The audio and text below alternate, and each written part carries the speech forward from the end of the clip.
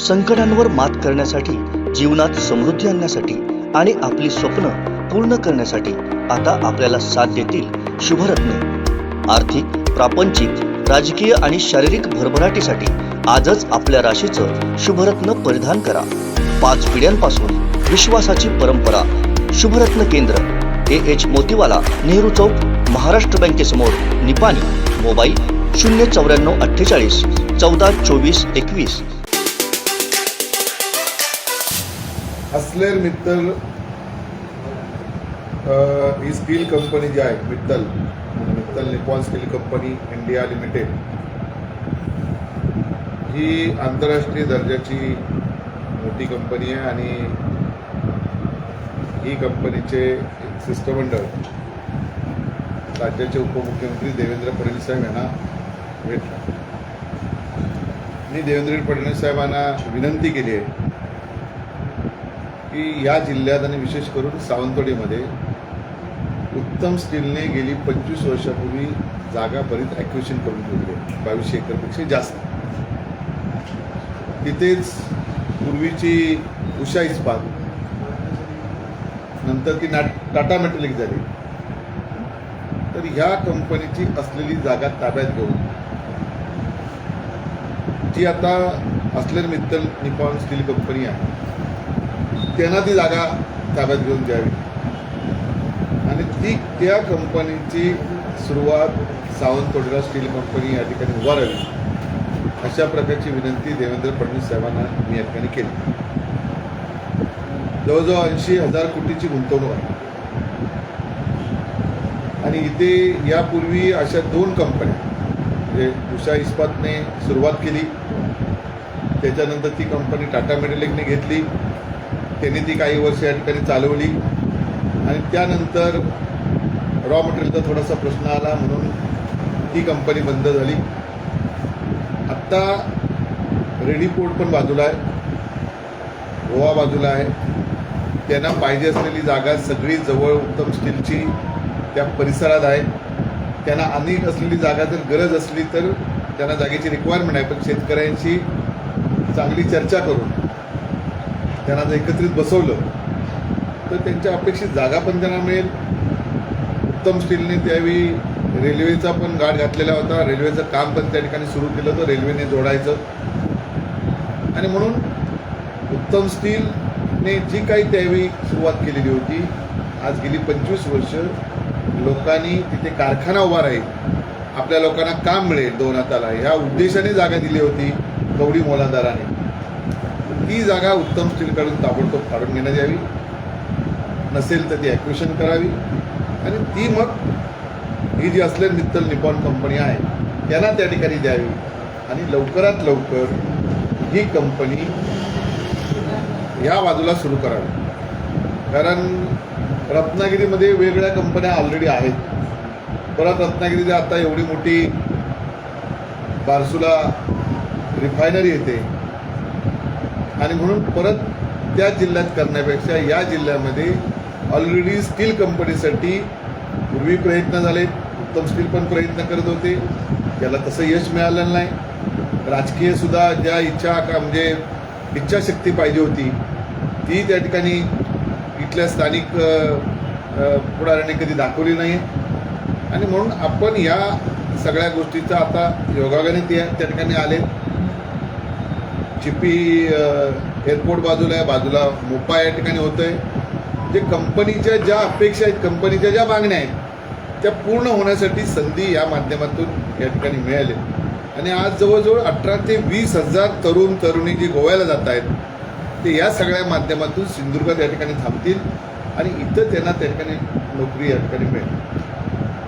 जे स्टील कंपनीला आवश्यक असलेलं रॉ मटेरियलसुद्धा त्या परिसरातच मिळते, रेडीपासून त्या परिसरात, अजून पण तळवड्यापासून त्या भागात रॉ मटेरियल पण मिळेल, अधिक रॉ मटेरियल बाजूच्या गोवात पण त्या ठिकाणी उपलब्ध होईल आणि म्हणून मी आदरणीय देवेंद्रना विनंती केली की कोकणातल्या तरुण तरुणांना खऱ्या अर्थाने जर त्यांना हातोर हाताला काम द्यायचं असेल तर अशा प्रकारची एखादी मोठी कंपनी की ज्या कंपनीचं नाव आहे, आंतरराष्ट्रीय दर्जाची आहे, तिने एकदा मनात घेतलं ते सगळं सुरू होऊ शकतं.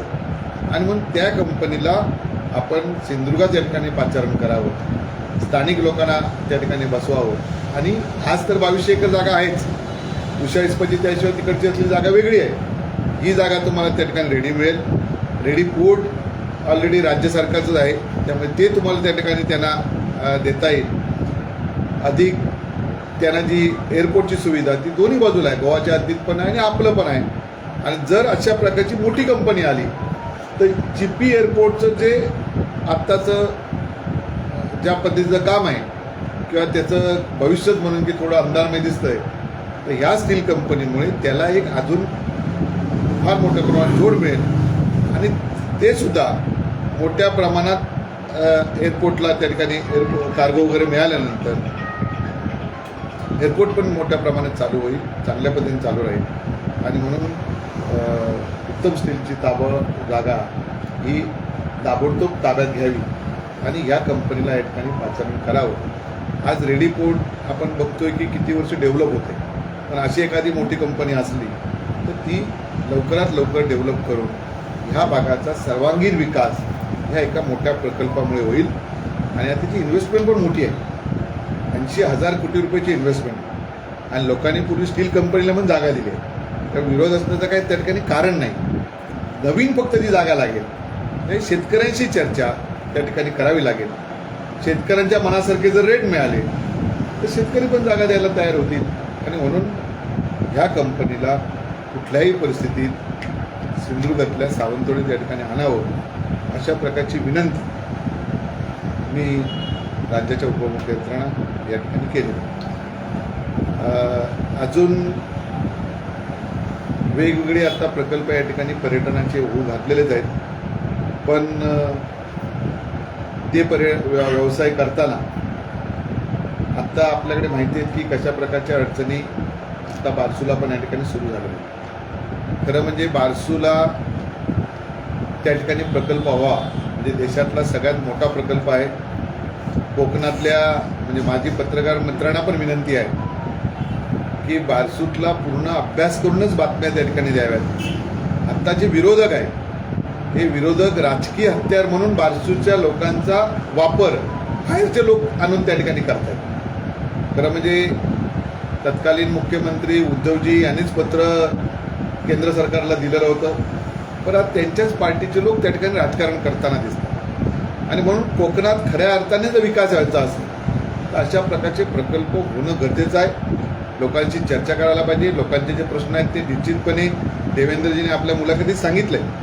शेतकऱ्यांचे जे जे प्रश्न असतील ते सरकार बसले, आम्ही त्या ठिकाणी सोडवण्यासाठी आम्ही तयार आहोत. माननीय मुख्यमंत्र्यांनी पण तशाच प्रकारचं स्टेटमेंट केलेलं आहे. आणि म्हणून कोकणच्या विकासासाठी पत्रकार मित्रांनी सुद्धा आणि सगळ्या राजकीय पक्षाच्या पुढाऱ्यांनी मतभेद बाजूला विसरून अशा प्रकार 3 लाख कोटीची इन्व्हेस्टमेंट ही देशातली सगळ्यात मोठी इन्व्हेस्टमेंट आहे.